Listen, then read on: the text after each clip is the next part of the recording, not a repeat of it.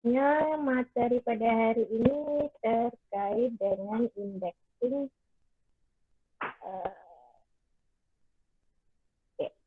Indexing.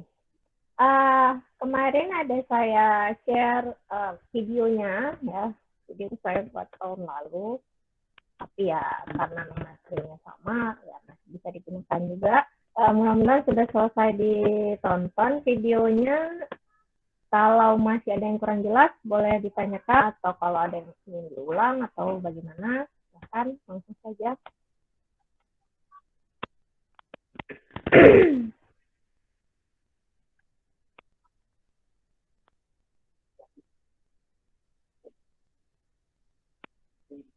Ya, ada. Diam.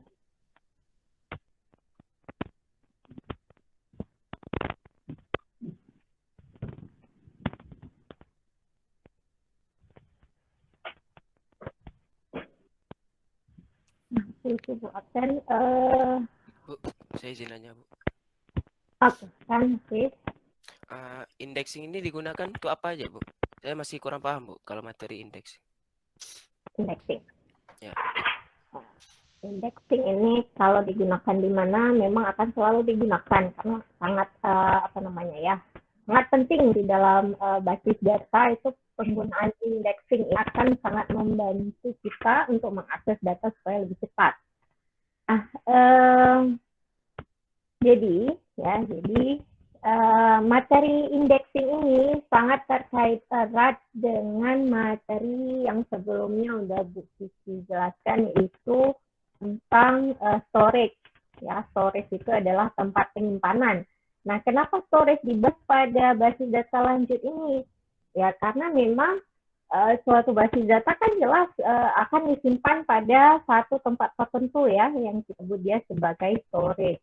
Jadi storage ini kan sudah dijelaskan, nanti ada yang apa istilahnya, yang volatile, ada yang non volatile. Jadi kalau volatile itu maknanya yang mana satu ya, kebalik ya. Kalau volatile itu seperti memori, ya, seperti memori. Jadi kalau komputer mati dia juga akan hilang. Kalau non volatile itu tersimpan sampai seterusnya. Itu saya kebalik, lupa. Pokoknya salah satunya lah, ya. Nah, jadi memang sangat terkait erat dengan materi storage. Jadi data yang kita simpan pada storage ini, ya. Jadi kenapa indeks ini sangat penting, ya?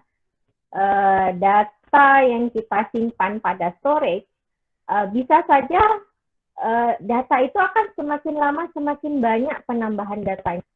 Ya, mungkin contoh yang paling dekat dengan kalian sebagai mahasiswa, ya, di suatu perguruan tinggi, setiap tahun data mahasiswa itu akan terus bertambah. Kan nggak mungkin tahun depan nggak ada mahasiswanya, kan nggak mungkin, ya. Jadi selagi perguruan tinggi itu masih aktif, pasti setiap tahun data tersebut akan bertambah. Misalnya kayak di Unsia aja, ya, di USK maksud saya. Di USK itu sekitar setiap tahun bertambah sekitar 3.000-an mahasiswa, ya, di semua fakultas. Nah, maknanya setiap mahasiswa yang masuk itu pasti akan ada datanya, ya, pasti akan ada data minimal yang waktu kalian isi sewaktu daftar ulang, ya, semua data tadi itu akan tersimpan. Nah, jadi proses pendataan datanya ini, ya, sewaktu data tersebut disimpan, kan setiap tahun itu akan terus bertambah. Setiap tahun akan terus bertambah, jadi sangat banyak sekali. Nah, sehingga dari data-data tersebut, kalau semakin lama semakin banyak, maka untuk mengakses data yang ingin kita cari, ya, yang kita sesuaikan dengan keperluan kita, itu menjadi sangat sangat lambat kalau datanya itu semakin banyak, ya. Nah, karena karena sekarang kita udah nggak kita udah bermain dengan big data lagi sekarang, ya. Nah, jadi memang walaupun sebetulnya indexing ini lebih ditekankan pada proses DBMS, ya, jadi tidak ke big datanya. Nah, tapi memang saat kita mengakses data, gimana caranya supaya data yang ingin kita akses itu bisa menjadi dalam hitungan detik atau mungkin milidetik lah ya. Pokoknya data yang kita inginkan langsung akan muncul datanya itu. Nah, itulah dia sebabnya ada istilahnya konsep indexing. Jadi indexing ini memang gunanya untuk mempercepat. Ya, jadi di sini kan ada kegunaannya untuk meminimalkan jumlah disk. Nah, jadi ini terkait dengan hard disk ya, storage. Jadi storage yang paling utama itu adalah hard disk. Kita nggak bahas di sini memori. Kenapa nggak kita bahas memori? Karena memori itu istilahnya sifatnya sementara. Jadi kalau komputer kita udah hilang dia. Nah, tapi yang kita bahas di sini adalah disk pada hard disk. Nah, pada hard disk, kalau kalian lihat gambar-gambar di internet juga, hard disk itu kan sifatnya berupa disk ya. Kenapa dikatakan disk? Karena dia piringan. Ya, piringan seperti kalau zaman dulu itu piringan hitam ya, itu dia asalnya disk ini. Jadi dia lingkaran. Nah, kemudian untuk setiap lingkaran tadi itu ada istilah yang namanya track. Nah, jadi ada track itu seperti jalan ya. Kalau misalnya kalian pergi ke Belang Padang misalnya, itu kan ada track untuk melingkari Belang Padang. Nah, itulah yang kita sebut dia sebagai track. Jadi pada disk ini ada track. Nah, untuk setiap track tadi, ya kita bisa menyimpan data itu di mana aja. Jadi kita nggak, proses penyimpanan datanya itu udah dilakukan nanti oleh DBMS yang bekerja sama dengan operating sistemnya. Jadi kita sendiri nggak tahu di mana data itu tersimpan. Bisa pada satu disk yang sama, bisa saja pada disk yang berbeda. Nah, oleh karena itu, semakin banyak data, maknanya disk, ya, piringan tadi, kan disk. Jadi istilahnya satu lempengan ini kita sebut dia sebagai disk atau piringan. Nah, semakin banyak data, maka piringannya juga akan semakin banyak. Nah, sehingga apa? Jadi kalau piringan atau disk tadi itu semakin banyak, maka waktu untuk mengakses itu akan sangat lama. Kenapa seperti itu? Karena proses mengakses pada suatu hard disk itu adalah secara sequential. Paham makna sequential? Sequential itu adalah secara sekuen, satu persatu. Jadi dari sini, kemari, nanti masuk lagi ke dalamnya, dan seterusnya. Sequential. Nah, sehingga karena prosesnya itu lambat, ya, jadi pada suatu hard disk, proses untuk memindahkan, ini kan udah dijelaskan ya pada storage, proses untuk memindahkan seperti penunjuknya itu, head-nya ini berpindah dari satu track ke track yang lain, itu lambat. Ya. Nah, karena lambat, gimana caranya supaya data disk yang kita perlu akses ini menjadi lebih kecil? Ya, kita minimalkan proses untuk mengakses jumlah disk tersebut. Sehingga kalau semakin sedikit atau semakin minimal jumlah disk yang harus diakses, maknanya proses untuk mencari data atau query data menjadi lebih cepat. Nah, kemudian juga karena dia menjadi lebih cepat, maka proses data itu kita akses juga menjadi cepat, sehingga performa dari basis data kita itu menjadi optimize. Ya, makna optimize ini istilahnya antara minimal dengan maksimal. Jadi istilahnya dia bukan paling minimal, tapi dia juga tidak maksimal, tapi di antaranya ya, yang sebagus mungkin lah istilahnya. Nah, jadi itulah dia kegunaan daripada indexing. Jadi indexing ini kalau kalian bayangkan itu mirip seperti, ya memang konsepnya ini diambil dari perpustakaan ya, konsep katalog kartu. Mungkin kalau sekarang nggak tahu saya apa masih ada atau enggak ya. Tapi kalau dulu seingat saya itu di perpustakaan ada lemari kayu, kemudian di setiap lemari kayu itu ada lacinya, kemudian di setiap laci tadi itu akan ada kartu, ya ada kartu, dibuka lacinya ada kartu, kemudian di dalam kartu tadi itu nanti ada data pengarang, ada data buku, dan seterusnya. Jadi nanti dari nomor yang kita dapat pada kartu ini, barulah kita cari posisi dari bukunya itu di mana. Ada masih perpustakaan di sekolah kalian dulu yang menggunakan konsep seperti ini? Ini mungkin udah zaman ya. Saya nggak tahu lagi apa memang masih digunakan. Ya bisa saja masih ya. Ya mungkin bisa saja udah sistem computerized sekarang ini. Nah tapi dulu itu berlakunya seperti ini. Nah ini asal mulanya dari konsep indexing. Jadi, konsep indexing tidak hanya digunakan pada sistem katalog kartu di perpustakaan.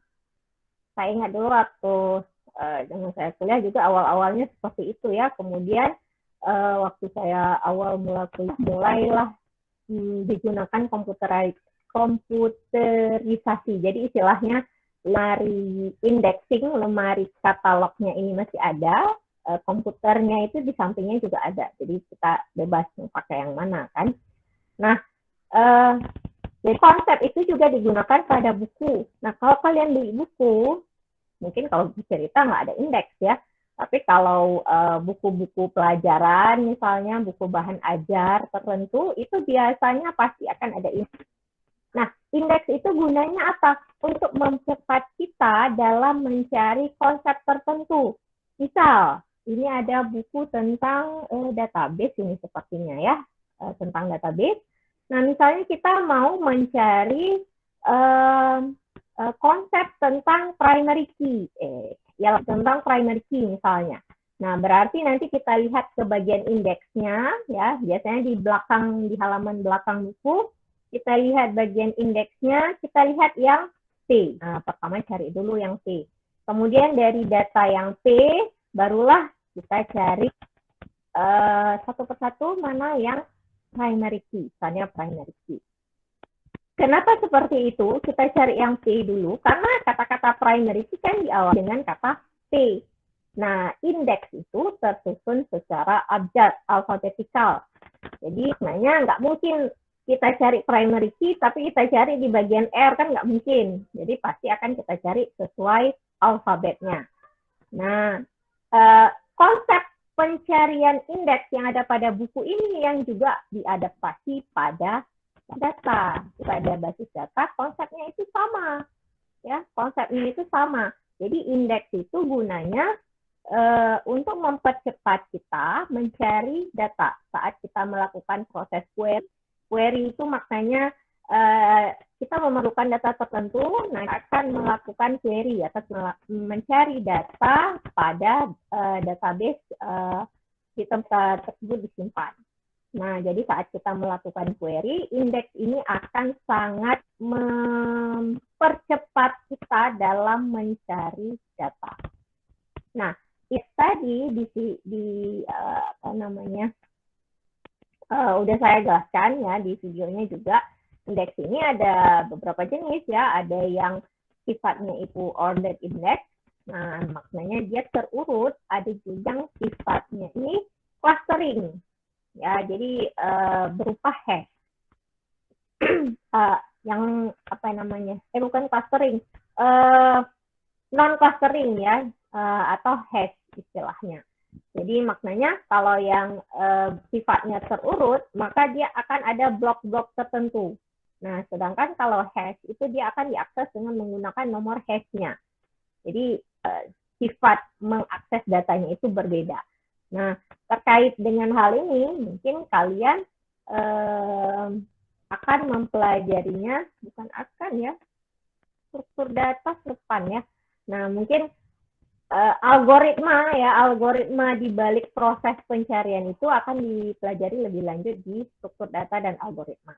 Ya, ada hash, ya ada ordered searching. Nah, ada yang melakukan searching menggunakan hash. Nah, jadi ini apa namanya ya? Proses indexing ini akan mempermudah kita dalam mencari data. Jadi yang ada kalau yang berurut, nah kalau yang berurut berarti data itu kita cari satu persatu dari apakah dia diurutkan berdasarkan apa istilahnya nih?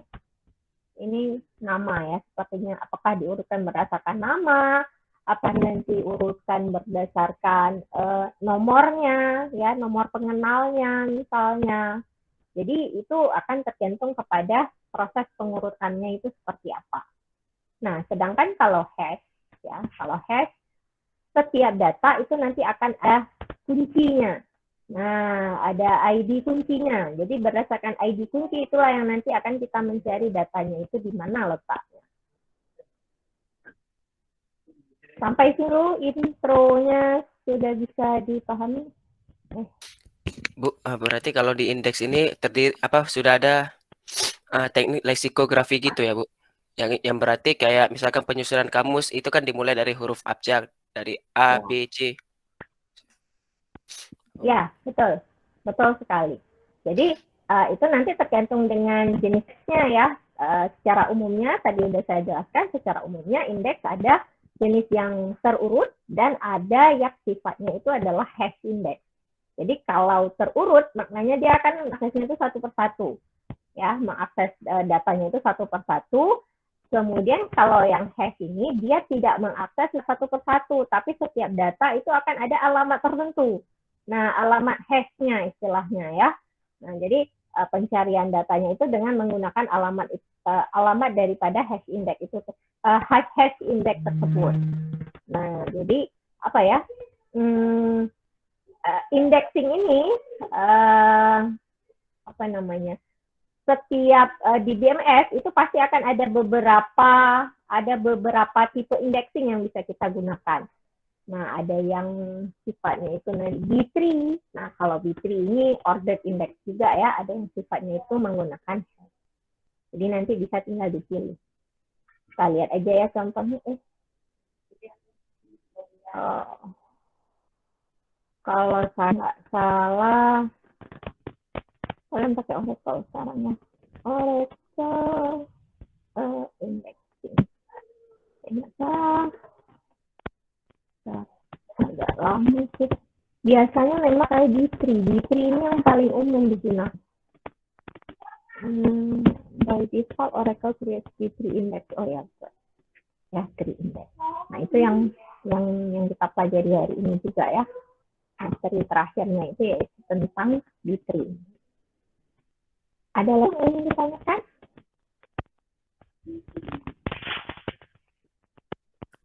Bu, saya ingin menanyakan, Bu. Ya, silakan. Bu, di indexing ini apakah ada aturan-aturan tertentu, khususnya di DBMS Oracle? Aturannya itu tergantung dengan algoritma indexing yang digunakan.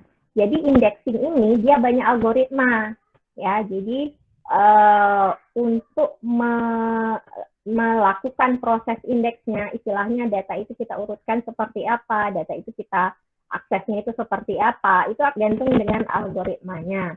Nah, algoritma paling umum ya digunakan yang setahu saya itu adalah algoritma B3. Walaupun ada algoritma yang lain juga, kita cari tentang apa saja algoritma yang lainnya.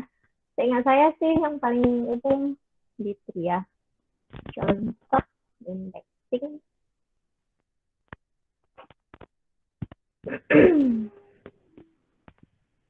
Indexing example.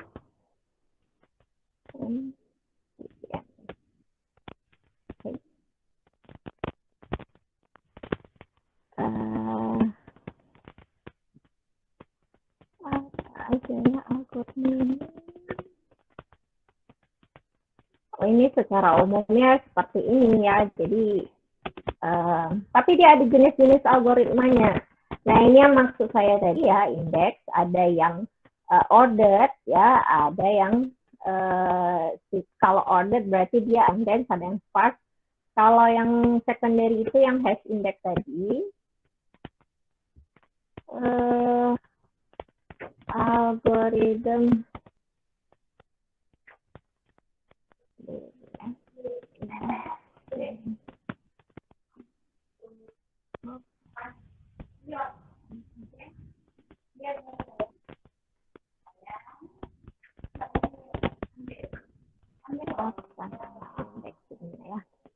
secara umumnya seperti itu ya. Jadi memang yang pertama itu seperti saya kan ada yang primer istilahnya, ya, primer ada grafiknya kalau nggak salah saya buat.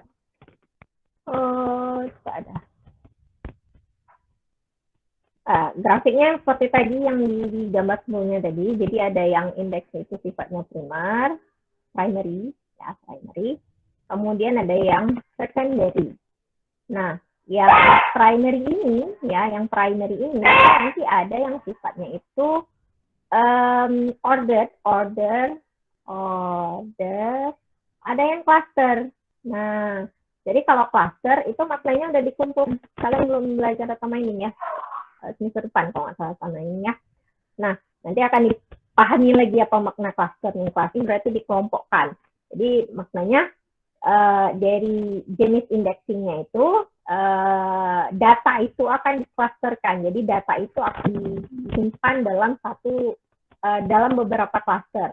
Ya, bisa nanti pada disk yang berbeda. Nah, sedangkan kalau order ya maknanya dia akan disimpan secara berurutan.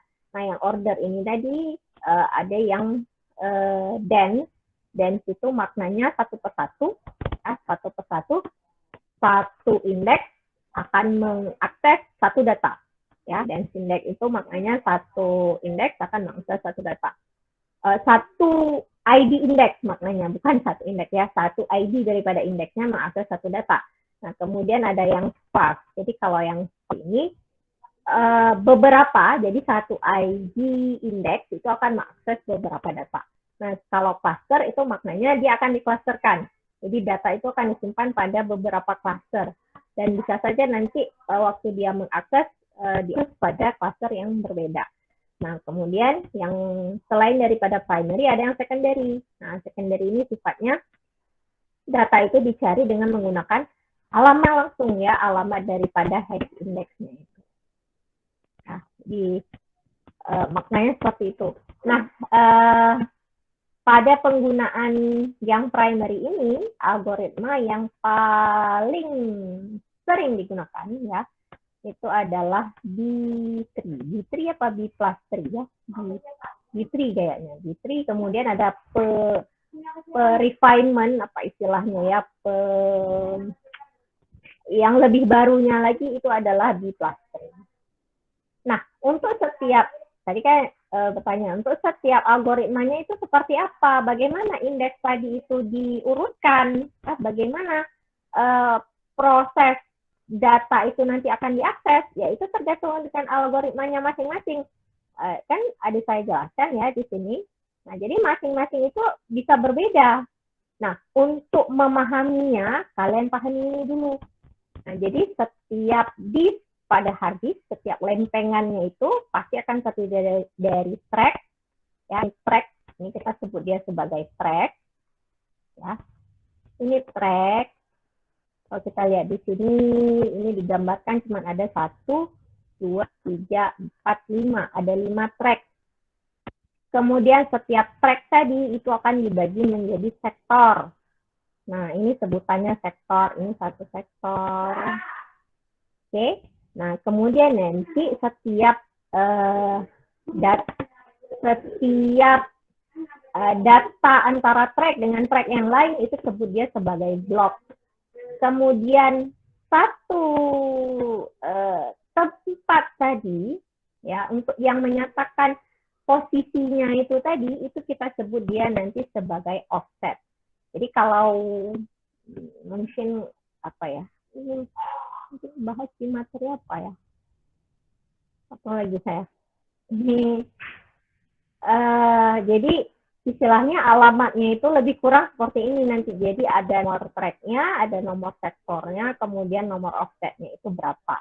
Nah, dari asalnya ini, ya dari bentuk lempengannya ini, nah itu nanti proses menyusun indeksnya itu seperti apa, tergantung dengan algoritma yang digunakan. Nah, balik lagi ke yang tadi. Nah, algoritma yang digunakan itu sifatnya seperti apa? Apakah dia order? Apakah dia dense? Apakah dia sparse? Apakah dia cluster? Apakah dia yang secondary? Jadi prosesnya itu akan proses indeks itu tersusun, proses untuk mengakses datanya itu akan sangat tergantung kepada algoritmanya. Nah, kalau yang dense, ya, yang dense itu sifatnya ya satu persatu. Mana dia penjelasannya? Ya, ini. Ya, jadi kalau dense text, untuk setiap ID indeksnya itu akan akses satu item data. Yang penjelasan saya yang ini udah paham. Jadi apa beda dense dengan sparse? Karena dari setelahnya dia penjelasannya itu nyambung ya. Jadi pertama dense dulu, kemudian sparse, kemudian multi level index, baru kemudian lanjut ke B3. Nah, jadi harus paham satu algoritma dulu yang paling sederhana yaitu dense index. Bisa kita pahami sampai ke level B3 ya, itu yang algoritma yang paling sering digunakan. Sudah bisa dipahami dari penjelasan yang ada di video saya atau kayak gimana?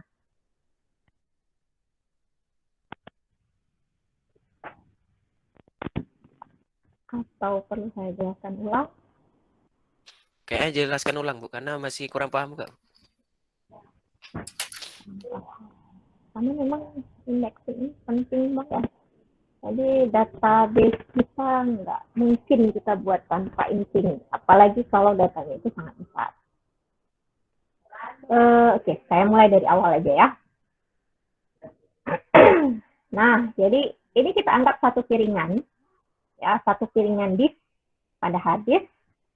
Nah, satu piringan ini anggap, nah ini sekedar contohnya aja, sekedar contoh, satu blok, ya, satu blok itu dapat menyimpan 512 byte.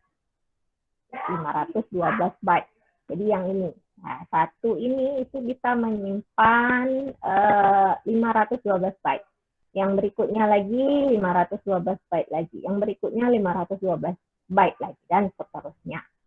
Ya. Jadi kalau misalnya ditanya kalau misalnya ada ini ada berapa track ya? 1 2 3 4. Ya, ada 4 track. Kemudian sektornya ada berapa nih? Kalau dibilang ada 4 track. Sektornya ada berapa? 1, 2, 3, 4, 5, 6, 7.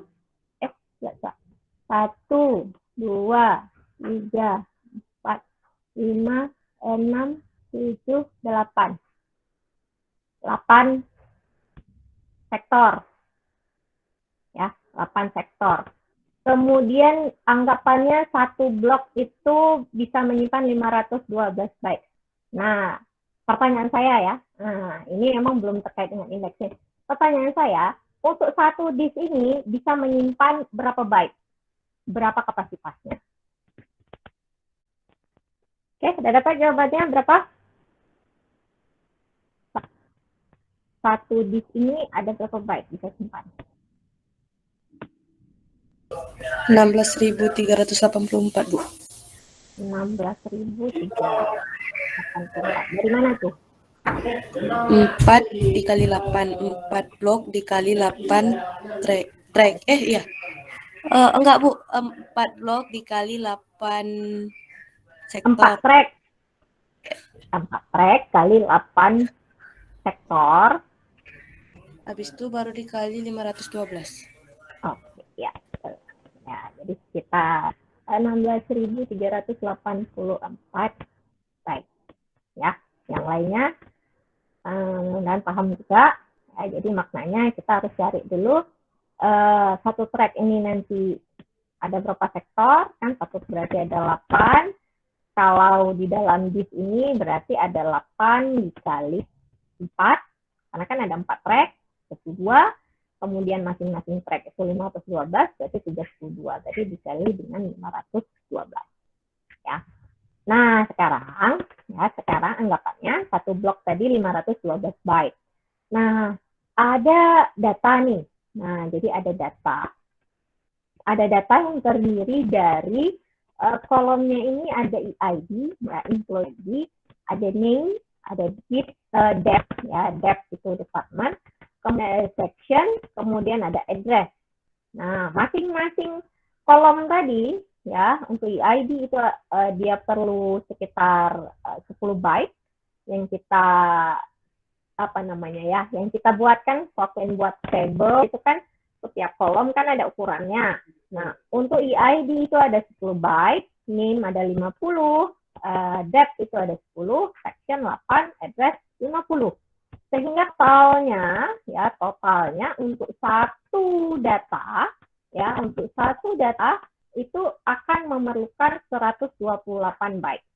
Nah, jadi untuk satu data ini perlu 128 byte. Oke. Nah, misalnya di sini anggaplah ada kita 100 record.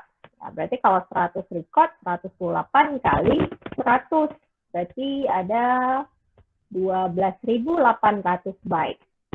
Ya. Nah, sekarang ya anggaplah yang tadi katakan to block itu 512 byte. Kalau satu data itu 128 byte, maknanya kita perlu berapa blok nih? Ya kan? Kita perlu berapa blok untuk menyimpan 100 record pegawai ini tadi. Nah, berarti apa? Satu blok tadi itu bisa menyimpan berapa? 512 dibagi dengan 128. Itu 4 record. Sampai sini dulu paham? Bu. Oke, saya lanjut. Nah, berikutnya. Nah, kalau 100 record tadi, kan tadi satu blok, ya, satu blok itu 4 record. Nah, sedangkan di sini ada 100. Jadi ada berapa blok yang kita perlukan? Nah, kan berarti 100 dibagi 4. Ya kan? Nah, 100 bagi 4 berarti kita perlu 25 blok untuk untuk menyimpan 100 record data employee ini. Nah, maknanya apa makna daripada blok itu tadi? Saat kita mencari satu data, maka kita perlu mengakses berapa? 25 blok. Kenapa kita perlu mengakses 25 blok? Karena kan kita nggak tahu, yang namanya kita mencari kan kita nggak tahu posisinya di mana. Ya, maknanya kalau dengan anggapan hard disk ini kan secara sequence, maknanya kita akan akses satu persatu. Ya, beruntung kalau misalnya ketemu pada blok pertama, tapi kalau ketemu pada blok yang terakhir 25, ya maknanya waktu maksimal mengaksesnya berarti bisa sampai 25 blok yang harus kita akses. Nah, jadi ini adalah waktu maksimalnya untuk mencari data sebanyak 25 blok. Oke, saya lanjut. Nah, sekarang, jadi bagaimana caranya supaya dia lebih cepat? Caranya supaya lebih cepat, kita buat indeks. Nah, karena kalau tidak pakai indeks, untuk 100 data aja, kita perlu mengakses 25 blok. Jadi, mana caranya supaya dia lebih cepat? Kita buat indeks. Nah, di sini yang indeks yang pertama kita gunakan itu adalah indeks dense index. Dense index ini maknanya untuk setiap record itu akan ada indeksnya. Ya, untuk setiap record itu akan ada ID indeksnya. Nah, contohnya untuk indeks ini kan jelas perlu tempat simpan juga, ya kan? Nah, jadi untuk indeksnya ini kita anggaplah untuk indeks ID-nya itu 10 byte, ya, karena gunakan employee ID-nya itu sebagai indeksnya. Kemudian ada pointer. Nah, pointer ini hanya untuk apa? Untuk menunjuk, ya, indeks tadi itu menunjuk ke data yang mana. Jadi di sini akan ada pointer. Anggaplah 6 byte. Jadi kira-kira satu baris data ini, ya, satu baris indeks itu perlu sekitar 16 byte. Nah, maknanya apa 16 byte tadi? Ya, maknanya satu blok tadi bisa menyimpan sekitar 512 bagi 16, ada 32 record. Nah, 32 record. Nah, kemudian kita punya 100 data tadi. Nah, kalau dense index maknanya setiap data ada indeksnya, berarti juga akan ada 100 indeks. Nah, jadi untuk menyimpan 100 indeks record tadi, kita perlu berapa blok? Nah, berarti kita perlu 100 dibagi 32, kira-kira 3,2 blok. Nah, kalau udah dibilang koma, ya maknanya kita pakai 4 blok, walaupun yang blok yang keempat itu hanya sebagian ataupun sepertiganya saja yang kita gunakan.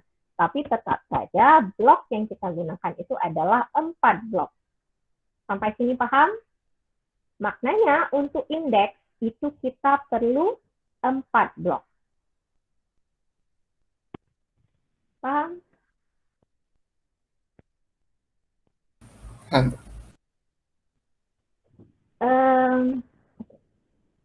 Nah, jadi kalau untuk data tadi, ya untuk data itu ada 25 blok, sedangkan untuk indeks itu ada cukup 4 blok saja. Nah, maknanya jika kita menggunakan dense index di sini, ya proses untuk mencari data itu menjadi lebih singkat. Kenapa? Karena kita hanya perlu mengakses blok indeksnya. Indeksnya kan maksimalnya ada 4 blok, berarti kita perlu mengakses maksimalnya 4 blok, walaupun bisa saja kurang, maksimal 4 blok plus 1 blok data. Nah, kenapa plus 1 blok data? Karena yang ini kan baru indeksnya saja. Nah, datanya yang ya kan berarti indeksnya udah kita tahu dia posisinya di mana, maka barulah kita akan melihat datanya itu disimpan pada blok yang mana. Ya, maknanya untuk data kita tidak mengakses 25 blok lagi. Kalau bayangkan kalau yang tadi ya, nah yang kan 25 blok itu maksimal kita perlu akses. Nah, tapi dengan menggunakan dense index, ya kita sudah mengurangi berapa persennya ya? 25 bagi 5 udah 2% berkurang. Ya, 1/5-nya. Jadi di sini kita hanya perlu mengakses maksimal 4 blok indeks plus 1 blok data. Jadi totalnya itu sekitar 5 blok data. Paham?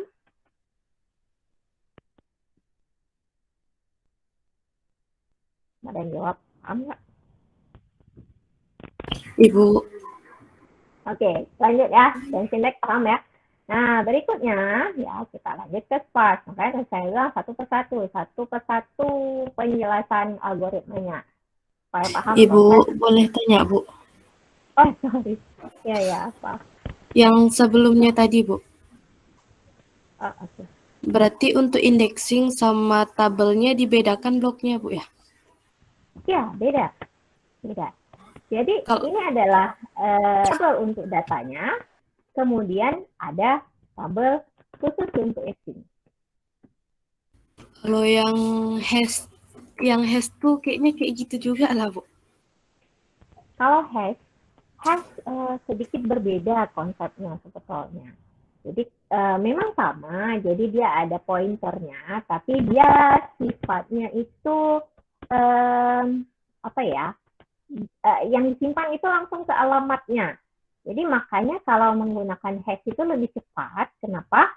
Karena untuk setiap data yang disimpan pada hash itu langsung ke alamat di mana datanya itu disimpan.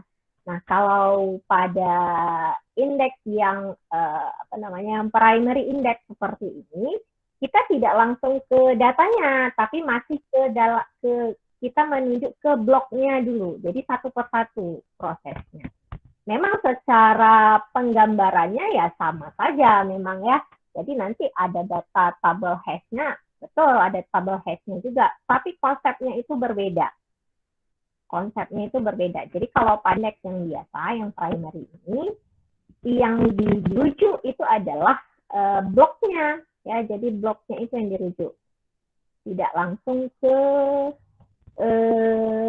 jadi istilahnya kayak gini ya. Misalnya di sini indeksnya, maka yang dirujuk itu adalah bloknya. Jadi dia akan akses ke yang pertama ini. Jadi sifatnya itu sequential.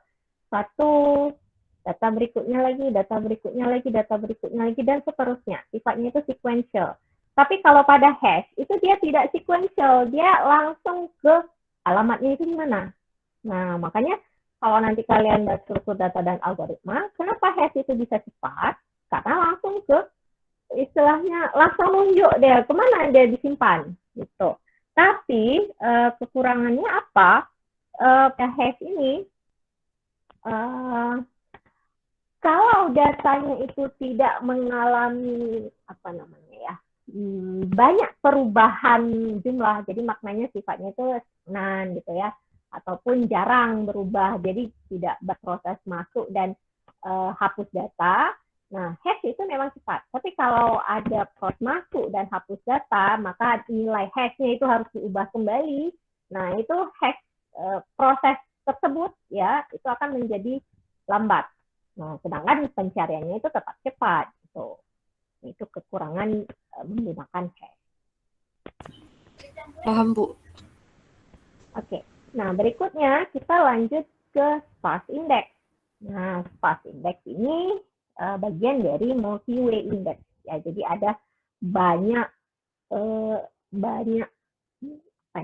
langkah, bukan banyak langkah ya, banyak level indeksnya itu. Ya, indeksnya itu akan ada banyak tingkatan. Nah, jadi tingkatan yang paling dekat dengan data itu adalah dense index. Kenapa dense index itu yang paling dekat dengan data? Karena untuk setiap ID indeksnya akan menunjuk ke satu data yang ada pada record datanya tadi. Nah, anggaplah pada kasus yang sebelumnya tadi, ya tadi kan masih 100 ya recordnya, anggaplah bertambah misalnya jadi 1000 record. Nah, maka maknanya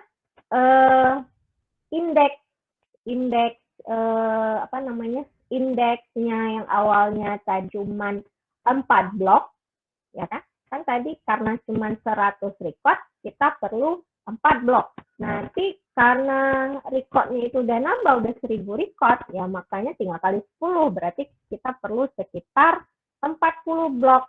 Nah, maknanya kalau 40 blok, jika kita hanya sekedar menggunakan dense index untuk mencari satu data, berarti 40 ditambah 1, 41. Ya, 41 blok yang harus kita akses.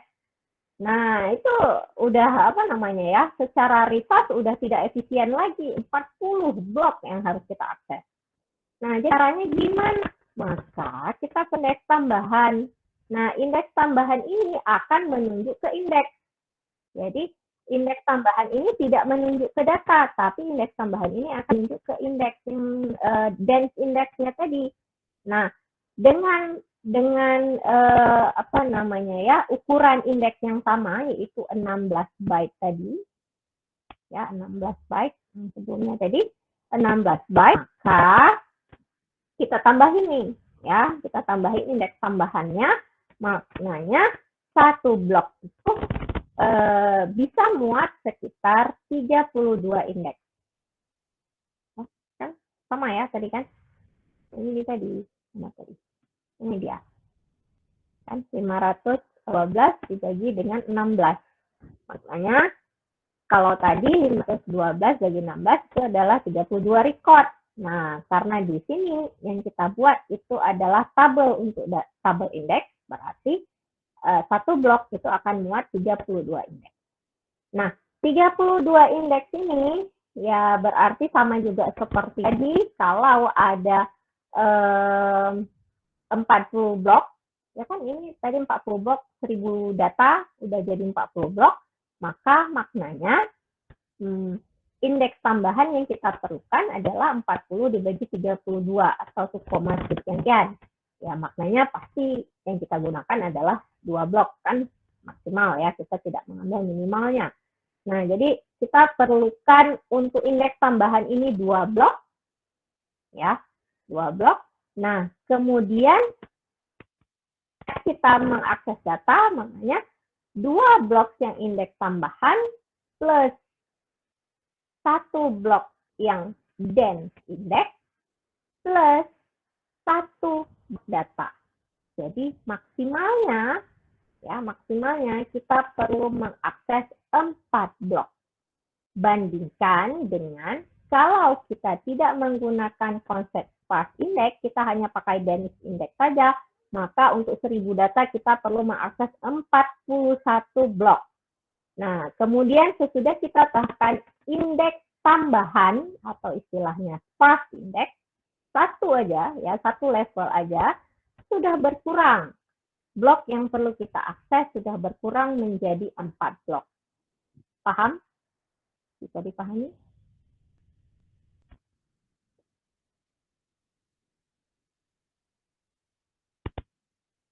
Diam-diam aja, sudah bisa dipahami belum?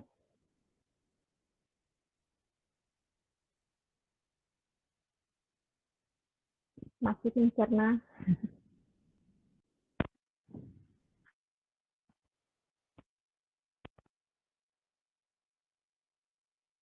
Oke, Khairul, silakan. Bu, mohon izin bertanya, Bu. Ya. Kan pertama kan kita kalau kita sebelum membuat indeks kan kita kan membuat tabel gitu, Bu, kan? Ya. Seperti PPT halaman 16 atau 17, yang mana di situ ada employee dengan atribut EID 10, nama 50 byte, date pertama 10 byte, section 8 byte, dan address 50 byte. Berarti kan Z-nya 128 byte. Ya. Besok kita tambah 100 record, Bu, kan? Ya. Jadi satu data berarti perlu mengakses 25 blok misalnya, Bu. Ya. Jadi kalau misalnya kita buat indeks tuh apa tidak terbebani, Bu, partisinya, Bu? Karena kan kalau kita buat indeks tuh berarti kita menambah satu blok di dalam partisi tersebut, Bu. Oke. Ya, paham. Terima kasih, Bu. Berarti maknanya istilahnya kita menambah apa namanya ya? Kalau misalnya anggaplah sebelumnya itu 128 byte, ada 100 record, berarti 12.800. Berarti dengan kita menambah menambah indeks, ya berarti kita akan menambah space yang harus digunakan, ya. Nah, sekarang ya ini sangat terkait erat dengan materi tentang storage, betulnya. Jadi apa istilahnya ya? Proses penambahan data. Jadi semakin banyak data yang disimpan, itu tidak terlalu bermasalah. Kenapa tidak terlalu bermasalah? Karena hard disk ini semakin lama semakin murah. Nah, tapi proses untuk memindahkan ini, nah ini apa ya istilahnya ya?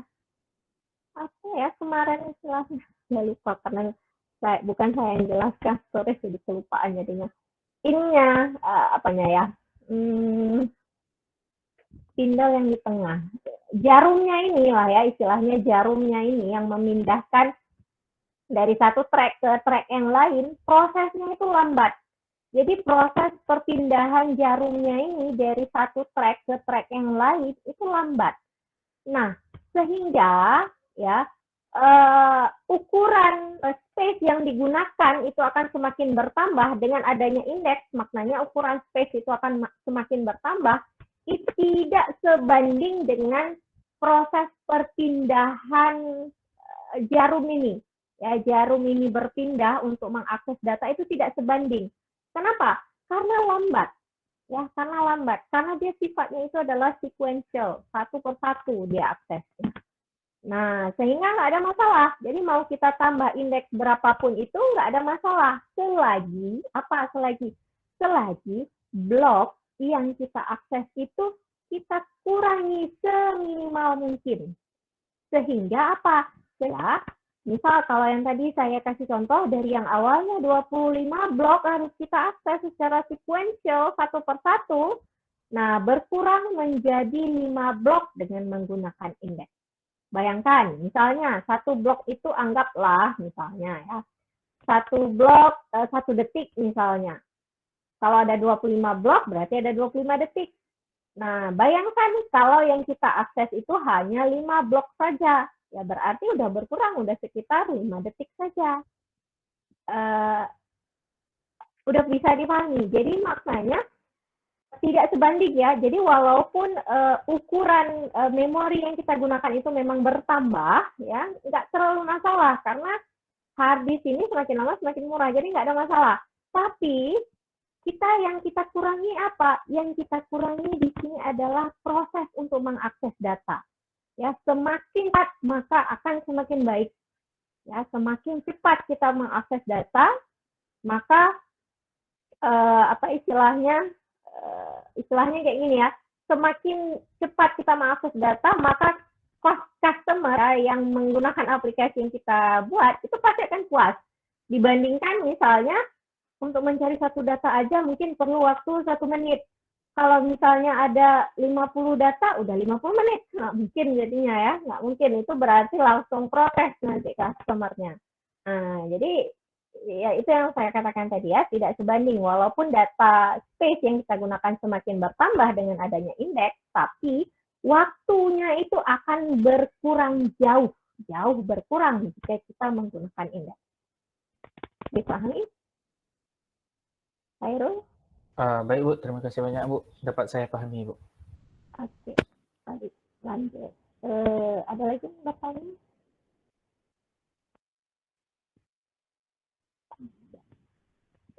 Lanjut ke...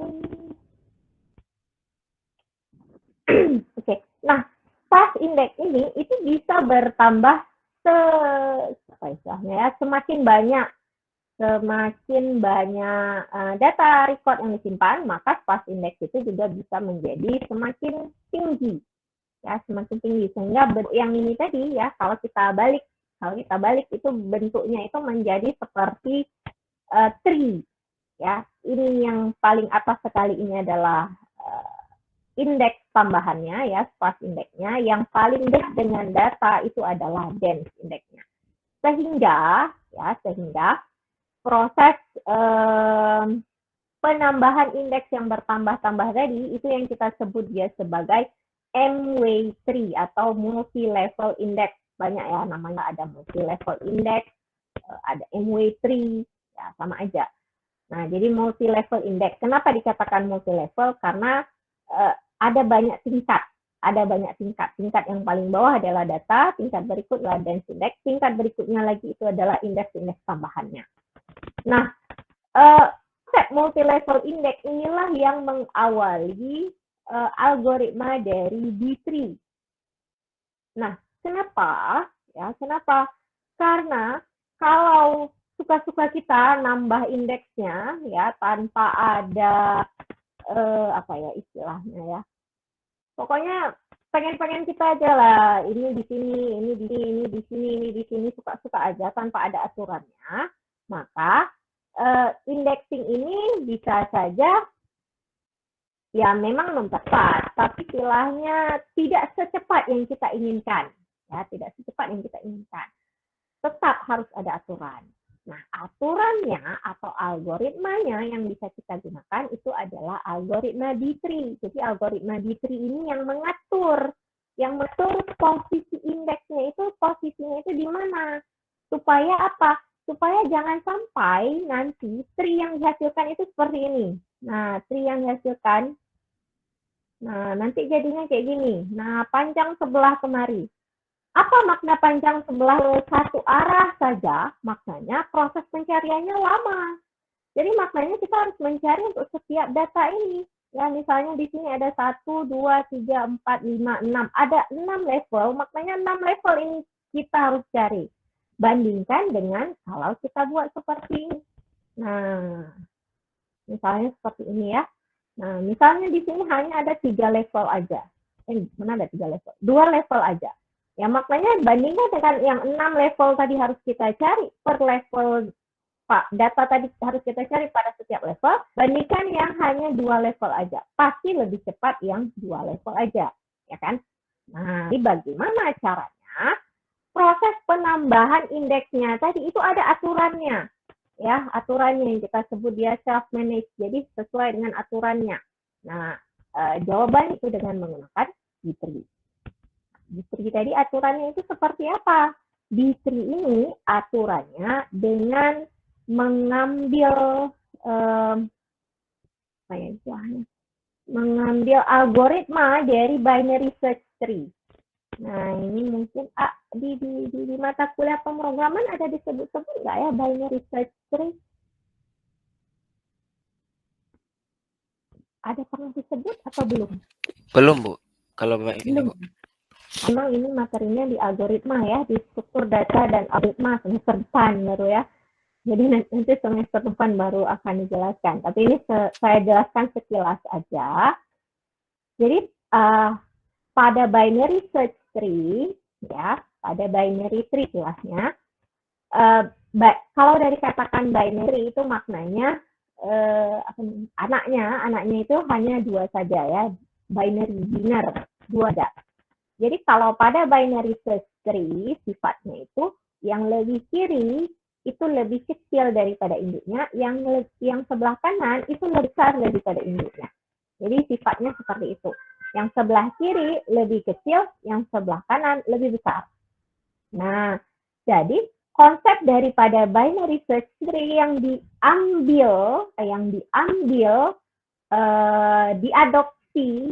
diadopsi oleh MW search tree yang kemudian diadopsi lagi oleh B-tree. Nah, jadi apa namanya ya? Kalau kita menciptakan algoritma itu istilahnya kita lihat dulu yang orang lain pernah buat itu seperti apa. Oh, orang lain pernah buatnya itu seperti ini. Oh, kalau kita ubah kayak gini bisa nggak ya? Nah, jadi itu memang konsep daripada menciptakan algoritma seperti itu. Jadi maknanya bukan tiba-tiba langsung muncul seperti itu, enggak. Biasanya pasti akan kita lihat dulu yang udah ada itu seperti apa. Oh, kalau kita ubah kayak gini sih gimana? Jadi inilah dia prosesnya ya, historinya lah ya.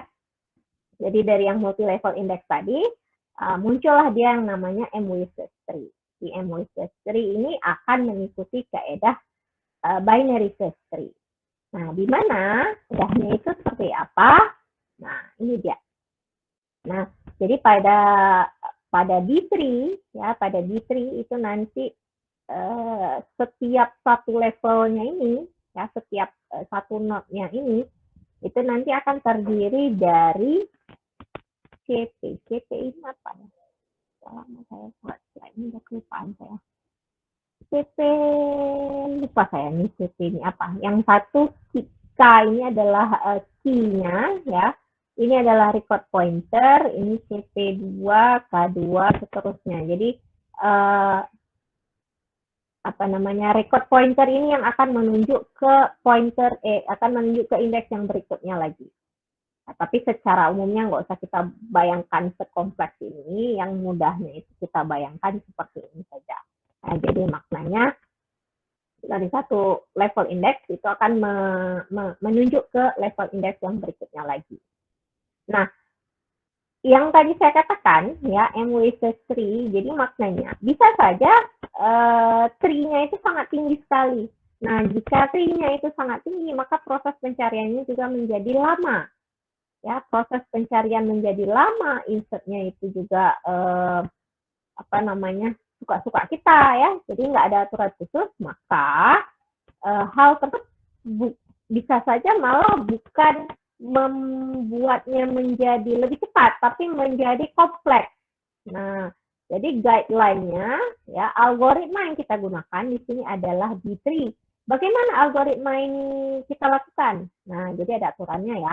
Kalau udah dibilang algoritma itu beraturan, ada langkah-langkahnya. Jadi yang pertama sekali, setiap node itu harus diisi sekurang-kurangnya setengah anak. Jadi setiap node, nah, jadi kalau pada tree, ini kita sebut node. Nah, ini kita sebut satu node, ini satu node, ini satu node. Nah, setiap node tadi harus diisi sekurang-kurangnya setengah children. Nah, barulah kalau itu sudah terpenuhi, barulah kita bisa membuat node baru. Jadi kalau udah lebih setengah, baru kita boleh membuat node. Nah, hal ini kita lakukan untuk apa? Untuk mengontrol ketinggian supaya tree tadi tidak terlalu tinggi. Kenapa? Karena kalau tree tinggi, maknanya pencariannya menjadi kompleks juga. Ya, bukannya menjadi cepat, malah jadi kompleks pencariannya. Karena semakin tinggi, maka waktunya juga semakin lambat. Ya, Jadi gimana caranya tree-nya itu jangan tinggi-tinggi kali. Nah, ini dia langkah yang kita lakukan. Nah, kemudian apalagi syarat berikutnya? Root. Ya, root itu yang nenek moyangnya yang paling atas sekali. Itu kita sebut dia sebagai root. Nah, root ini dapat memiliki minimal 2 children. Ya, jadi minimal 2 children, boleh lebih. Nah, kemudian aturannya yang lain, semua not leaf itu adalah not down, ya, not down yang paling bawah sekali, itu kita sebut dia sebagai not leaf, itu berada pada level yang sama. Jadi nggak boleh seperti ini ya. Nah, nggak boleh seperti ini. Nah, nggak boleh kayak gini. Nah, ini nggak boleh. Jadi tidak bisa seperti ini. Ini maknanya di sini leaf, ini leaf, ini leaf. Ini kan nggak ada pada level yang sama. Jadi yang bolehnya itu seperti apa? Semuanya pada level yang sama. Ya, kira-kira seperti inilah ya. Nah, semuanya pada level yang sama. Nah, kemudian proses membuat indexingnya ini, ya, creationnya itu terjadi secara bottom up. Apa makna bottom up? Kita mulai dari bawah. Kalau perlu kita pecahkan. Kalau di sini kita perlu pecahkan lagi dia.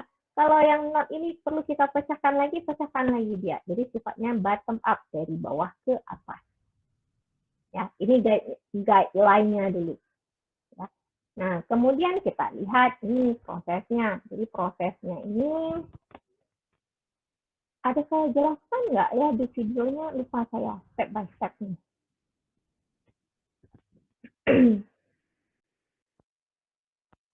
Ada atau enggak?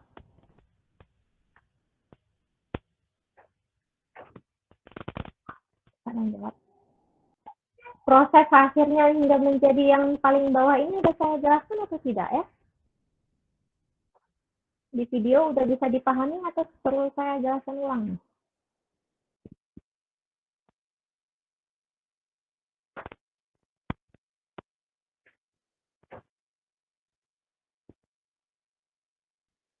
Ya, nggak ada yang jawab. Senyap. Udah bingung atau sudah nggak tahu? Oke lah ya, saya jelaskan ulang aja lah ya. Nah, anggaplah misalnya kita ingin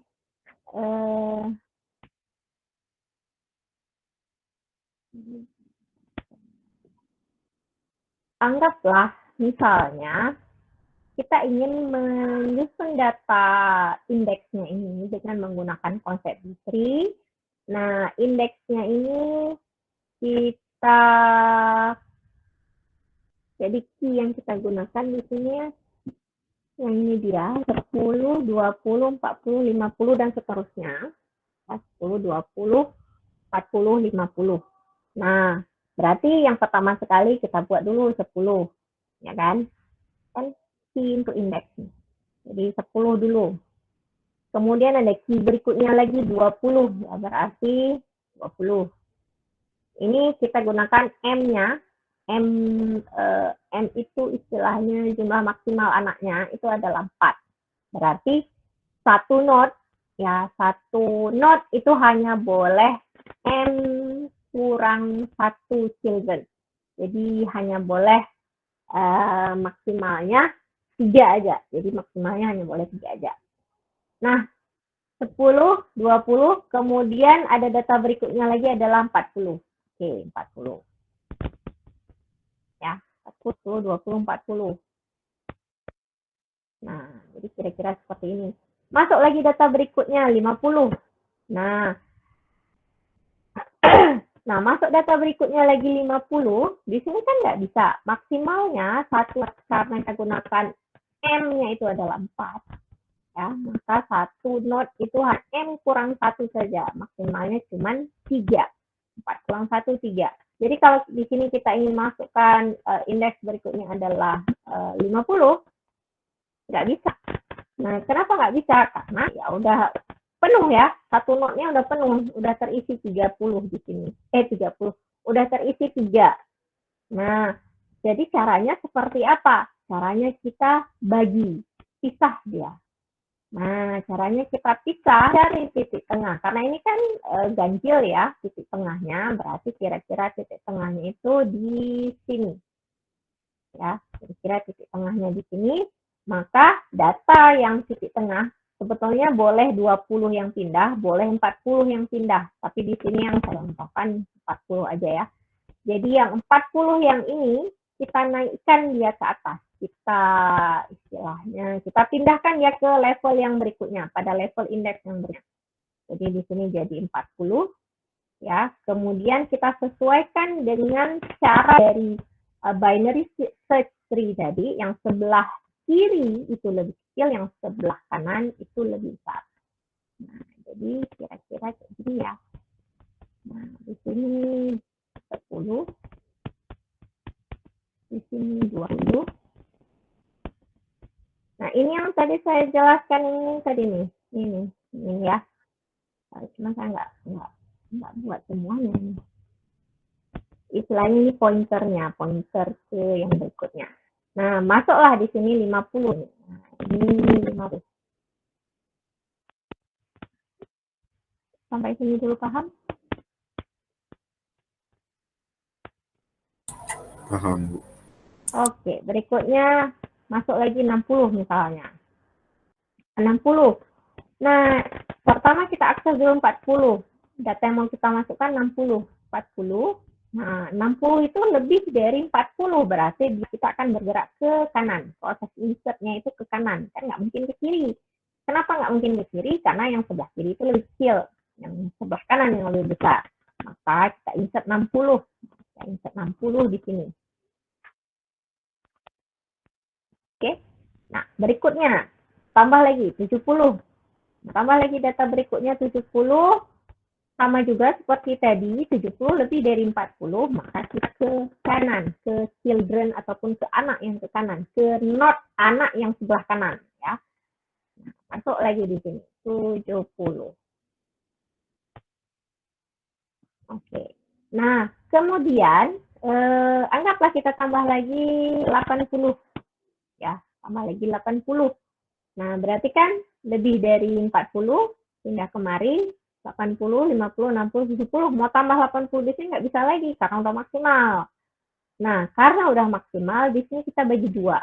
Bagi dua ya, sama seperti tadi, bagi dua. Kemudian yang tengah-tengah kita naikkan di atas. Jadi di sini 70 itu kita naikkan ke atas sehingga hasilnya menjadi 40.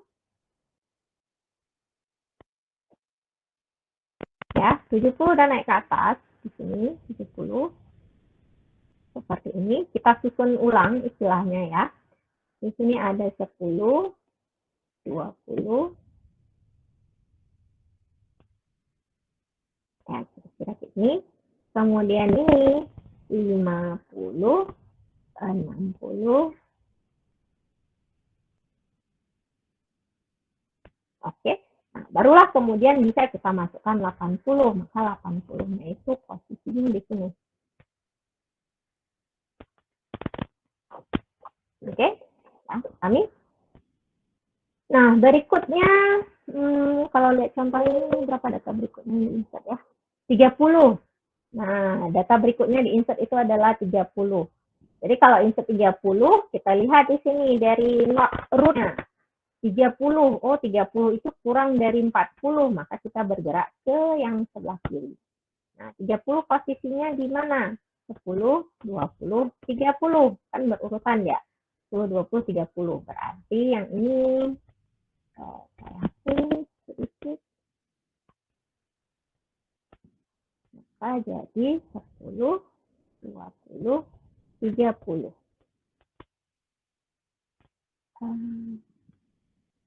Ada gambar dah.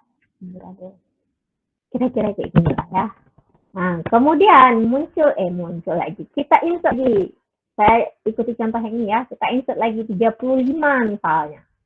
Nah, 35. Mulai dari root, 35 itu kurang dari 40, berarti ke sebelah kiri. Masuk kemari, 10, 20, 30. Aduh, nggak muat lagi. Karena di sini udah 3 not ya. Ada 3 not. Nah, sehingga gimana caranya? Bagi 2, yang tengah naik ke atas. Nah, ini bagi 2, 30 kita naikkan ke atas. Sehingga jadi 30,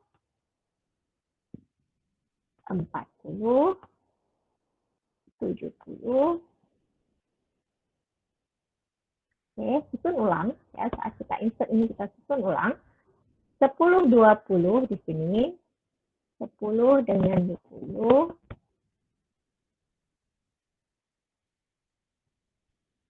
Nah, kemudian 30 naik ke atas, 50, 60 itu di sebelah kanan. Ini 50, 60.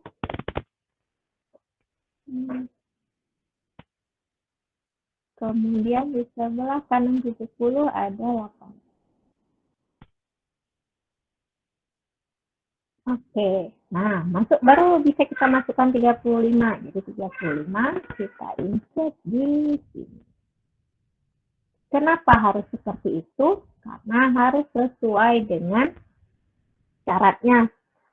Semua not list berada pada level yang sama. Jadi yang pada bawah ini semuanya pada level yang sama. Ya, itu alasannya. Ya. Oke, berikutnya di sini berapa lagi ya? Sudah 35, di insert 5 ya. Insert 5. Oke, kita insert 5.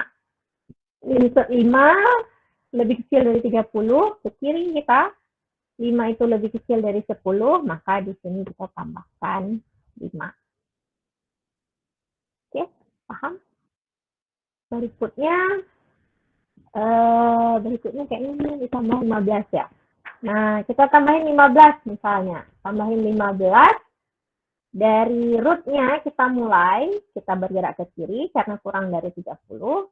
Nah, berarti posisinya di sini 5, 10, 20. Nah, bagi 2, karena nggak muat lagi kan. Ada 3 di sini, bagi 2. 20 kita naikkan ke atas. Nah, 20 kita naikkan ke atas, ternyata yang di atas itu udah maksimal, udah 3. Isi satu notnya itu udah ada 3 anak. Nah, jadi caranya kayak gimana? Caranya yang atas ini juga harus kita naikkan. Ya, harus kita naikkan juga. Bagi 2. Nah, jadi istilahnya 20 ini kita naikkan di sini. Ya kan? Bagi 2, ambil tengahnya. 20, 30, 40, 70. Bagi 2, kira di sini ambil tengahnya. Kan nggak ada tengahnya kan record pointer ya. Jadi kita ambil yang berikutnya aja, 40. Jadi 40 naik ke atas. Nah, 40 jadi naik ke atas. Samping sini ada 20, 30. Samping sini ada 70. Di sebelah kiri sini ada 5, 10. Di sebelah kanan ini ada 35. Di sebelah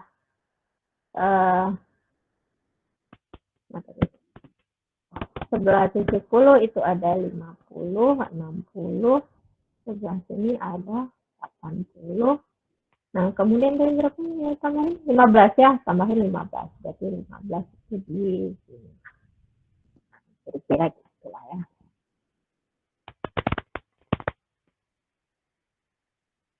Ada yang bertanya?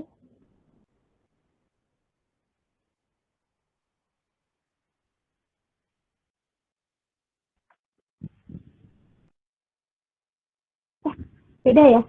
Ini tunggu. Apa saya salah langkah di sini? Harusnya 30, 40 yang mau ditambahin ini berapa? 15.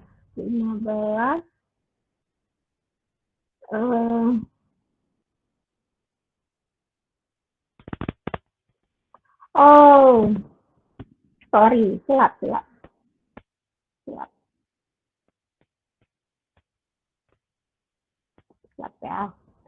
Yang kalian kayak ini.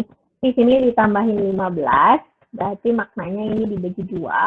Ya, ini dibagi 2, maknanya jadi 15-nya itu ke atas. Ya, 15-nya itu di samping 30, jadinya bukannya 20 yang naik.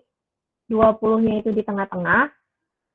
Ya, jadi 15, 5, 10, kemudian 20 ini yang di tengah ya, pointer yang di tengah, kemudian di sebelah kanan 30 itu ada 35. Nah, kenapa jadinya seperti ini? Sesuai dengan syaratnya tadi, syaratnya supaya list-nya itu satu level. Jadi not list-nya itu haruslah satu level.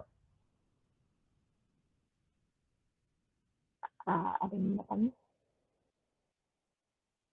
Jadi ya proses penambahannya seperti itu. Jadi proses penambahannya ini harus mengikuti panduan daripada algoritmanya ini. Jadi ini algoritmanya. Setiap node harus diisi sekurang-kurangnya setengah children, baru kita bisa buat node yang baru.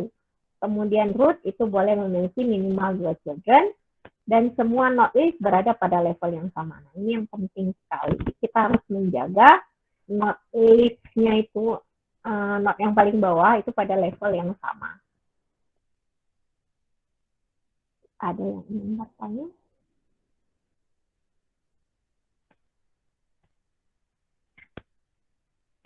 Ada? Oke, kalau tak ada ya ada nggak? Dan nah jadi kalau misalnya ditanya, jadi kita sebaiknya menggunakan indeks yang mana gitu ya. Jadi indeks yang mana yang sebaiknya kita gunakan. Nah, sesuaikan dengan keperluan. Ya biasanya kalau memang datanya kecil ya mungkin kita cukup menggunakan dense index saja. Tapi kayaknya udah jarang ya penggunaan dense. Umumnya sekarang kita sudah langsung pakai yang multiple index. Jadi udah kita pakai indeks bahan. Nah, biasa udah ada sparse index-nya sekaligus. Jadi kalau algoritma yang sparse index yang paling umum digunakan itu adalah B3 atau B+3. Nah, di apa namanya ya, supaya lebih cepat lagi ya proses pencarian datanya itu menjadi lebih cepat jika kita menggunakan indeks. Ada yang bertanya? Ada? Tak ada? Bu, Ya, silakan. yang algoritma indexing tadi Bu, kita pilih salah satu aja ya.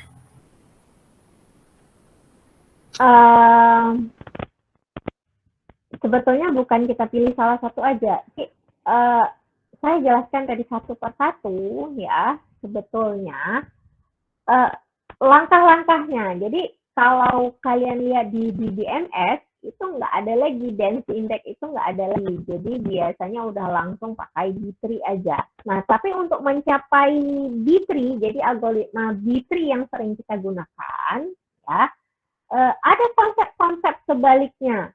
Ya, jadi ada konsep indeks yang sebelum yang harus kalian pahami dulu, baru kalian bisa memahami konsep daripada B3 gitu tadi. Makanya saya mulakan dari penjelasan tentang dense index dulu. Nah, jadi terkait dengan indeks mana yang akan digunakan pada BMS, kalian bisa cek masing-masing di BMS-nya itu support indeks yang seperti apa. Jadi indeks apa yang bisa kita gunakan. Kalau B3 ini hampir pada semua di BMS itu ada ya, karena itu yang memang yang paling umum digunakan ya B3. Jadi ya pilih aja mana yang paling sesuai, mana yang paling optimal istilahnya ya, yang paling optimal untuk digunakan. Kita nggak bisa bilang yang paling cepat. Kenapa? Tapi bisa saja ada yang lebih cepat lagi. Jadi lebih baik kita sebut dia yang paling optimal, yang kita usahakan dia menjadi proses pencariannya itu menjadi lebih singkat. Jadi apa ya? Itulah makanya saya jelaskan dari dense, sparse, kemudian B3, karena itu ya langkah-langkah kalian supaya paham gitu alur daripada B3 itu sebetulnya seperti apa. Walaupun nanti waktu diimplementasikan itu nggak pakai dense index lagi, enggak. Jadi di algoritma itu udah langsung pakai algoritma tertentu yang disupport oleh DBMS-nya. Biasanya memang B3 ya, biasanya. Oke, ada lagi. pertanyaan yang lain? Karena saya ya baik, jika memang tidak ada lagi pertanyaan, kuliah kita saya akhiri di sini saja. Insya Allah minggu depan kita ketemu kembali. Jadi memang materi yang akan kita bahas berikutnya ini memang akan saling terkait ya, saling terkait erat. Memang sifatnya itu konsep. Kenapa dikatakan konsep? Karena memang di dalam BPMS itu tinggal kita pakai aja. Tapi sebetulnya walaupun tinggal kita pakai aja, kita perlu tahu asal-muasalnya kita kenapa kita menggunakan konsep tadi itu seperti apa. Jadi makanya kita nggak hanya sekedar pakai aja, kita tahu alur algoritma di balik itu atau latar belakangnya gimana. Nah, itu yang lebih ditekankan sebetulnya pada mata kuliah ini ya. Ini memang kesannya agak teoritis ya, agak teoritis dibandingkan dengan basis data sebelumnya, tapi sebetulnya konsepnya itu yang ingin kita pahami. Oke, saya akhiri di sini saja. Assalamualaikum warahmatullahi wabarakatuh. Oh, saya lupa. Ada tugas 3 ya, tugas 3. Lupa. Ini PBO. PBO juga ada tugas 3, tapi belum saya buka kayaknya.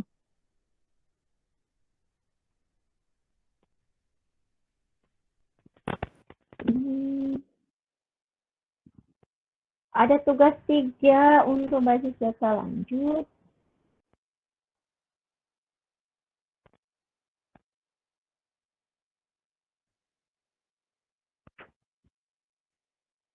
Terkait dengan tugas 1 dan 2. Nanti akan ada satu tugas lagi. Tugasnya itu lanjut ya, lanjutkan terus. Jadi dari 1, 2, 3, 4 semuanya berkait. Nah, ini tugas 3-nya. Jadi nggak kalian kerjakan, waktunya saya set 2 minggu. Saya rasa untuk kerjain ini 1-2 hari udah selesai, ya. Nggak harus sampai 2 minggu. Tapi tetap aja saya sediakan waktunya itu 2 minggu. Tugas 3-nya. Oke, itu aja. Terakhir itu saya.